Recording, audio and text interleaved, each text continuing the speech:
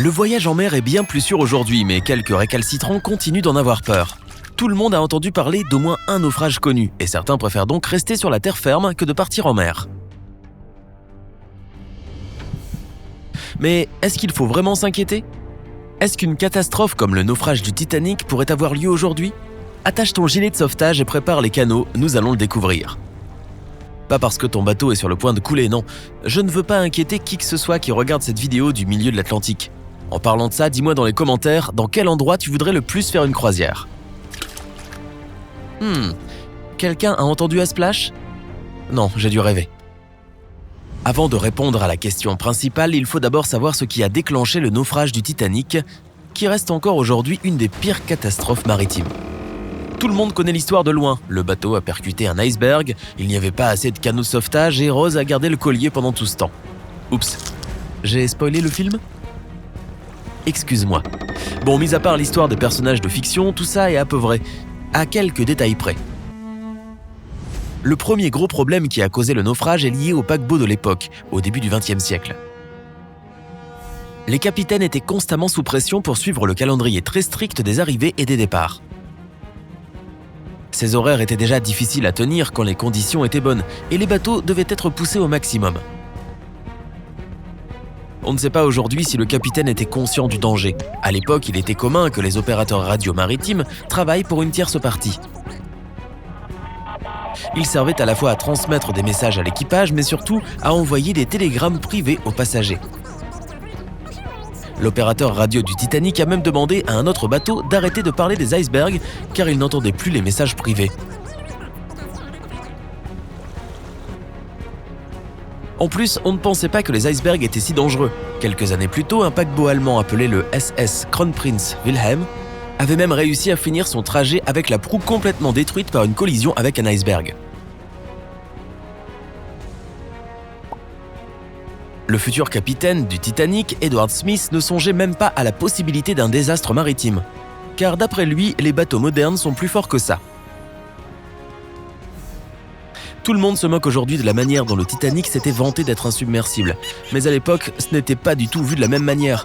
Quoi qu'il en soit, le capitaine Smith a choisi de continuer à pleine vitesse. Il a quand même demandé aux marins d'être attentifs à de potentiels icebergs, mais suite à une erreur administrative, on ne leur a jamais donné de jumelles.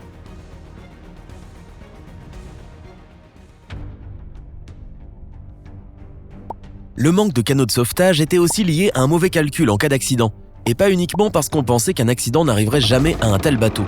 On se disait à l'époque que si un bateau devait être abandonné, les passagers et l'équipage seraient récupérés par un autre bateau de la zone. Mais personne n'avait anticipé un besoin urgent d'évacuer tout le monde sur des canaux de sauvetage. Il faut aussi expliquer pourquoi l'évacuation était si mal organisée et pourquoi des canaux de sauvetage sont partis sans être pleins. Cela demande beaucoup d'organisation, mais le plan de base aurait pu marcher si un bateau avait entendu leur appel d'urgence à temps.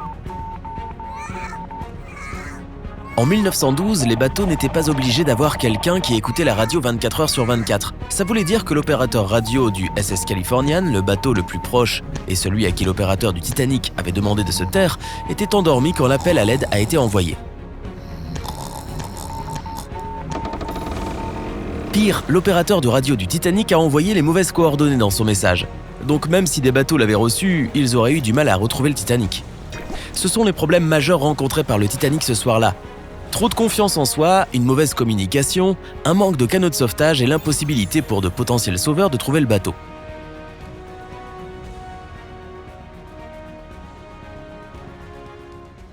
Maintenant qu'on a mis tout ça au clair, il est temps de répondre à la question principale.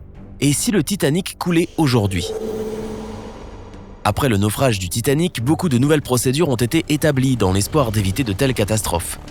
La première était de mettre en place des patrouilles régulières dans l'Atlantique Nord pour observer les formations de glace. Autrement dit, des marins se les gelaient en bateau ou en avion en regardant l'eau à travers des jumelles. Heureusement, ce n'est plus comme ça que ça fonctionne de nos jours. Aujourd'hui, la méthode de détection des icebergs a bien évolué. La United States Coast Guard et le Canadian Ice Service sillonnent régulièrement la zone avec des avions équipés de radars HC-130 qui permettent de repérer les icebergs s'approchant des routes maritimes principales. Avec l'aide des satellites et des rapports de bateaux qui passent par là, les deux agences fournissent des mises à jour quotidiennes sur la position des icebergs dans la région. Les bateaux eux-mêmes parviennent bien plus facilement à repérer les icebergs grâce aux nouvelles technologies comme les radars ou les sonars.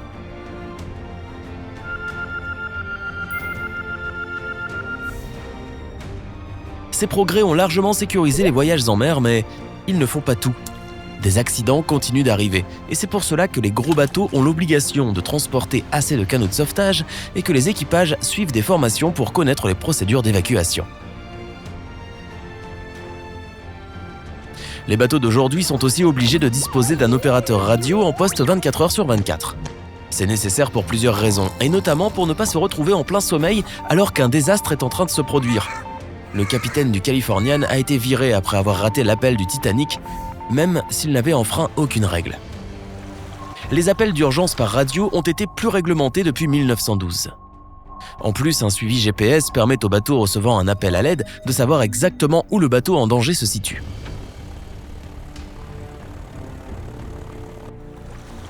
Les secours sont aussi mieux organisés aujourd'hui qu'au début du siècle dernier. Les gardes-côtes disposent de plusieurs véhicules d'urgence allant du petit bateau à l'hélicoptère en passant par de plus grands bateaux et des avions. Ils sont aussi capables de se coordonner avec l'aide civile et militaire disponible dans la région. Alors, à quoi ressemblerait l'histoire du Titanic aujourd'hui ?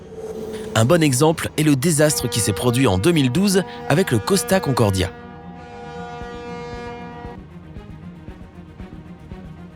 Bon, ce naufrage a eu lieu dans les eaux chaudes de la Méditerranée et le Concordia a heurté un rocher plutôt qu'un iceberg. Mais les conséquences ont été similaires. Voilà l'histoire complète. Le bateau de croisière italien passait près de l'île de Giglio quand il est rentré dans un récif côtier. En croyant bien connaître le canal, le capitaine avait désactivé l'alarme de collision du GPS du bateau. On a aussi appris plus tard qu'il était très distrait à bord, notamment par la présence de sa petite amie.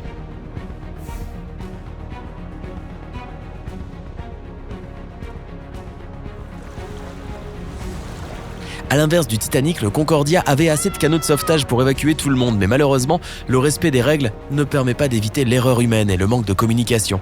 Et cette incapacité à suivre les procédures d'évacuation d'urgence l'a retardé de plus d'une demi-heure.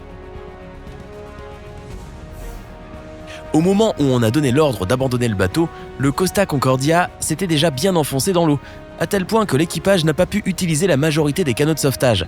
33 personnes sont mortes et 65 ont été blessées.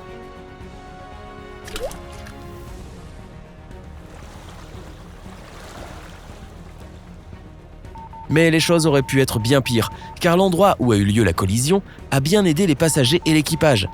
D'abord, on voyait encore la terre, ce qui signifie que les secours ont pu arriver assez vite une fois l'appel au secours envoyé. Et à l'aide de leurs gilets de sauvetage, beaucoup de passagers ont même pu nager jusqu'à terre.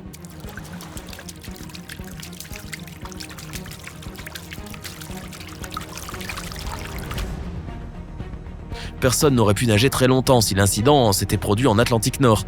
Quand le Titanic a coulé, il était à 644 km de la Terre et l'eau était à moins 2 degrés Celsius.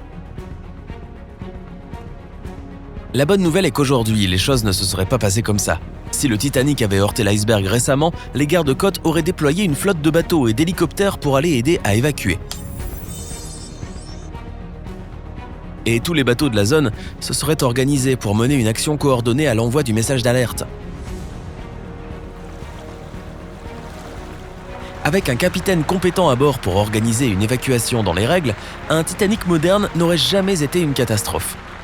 Mais l'histoire du Costa Concordia montre ce qui peut encore se passer si les règles de sécurité ne sont pas respectées. Bon, je ne dis pas ça pour te faire peur. Ne refuse pas cette croisière aux Caraïbes, tu as bien plus de chances de mourir en conduisant pour aller au travail qu'en naviguant en mer.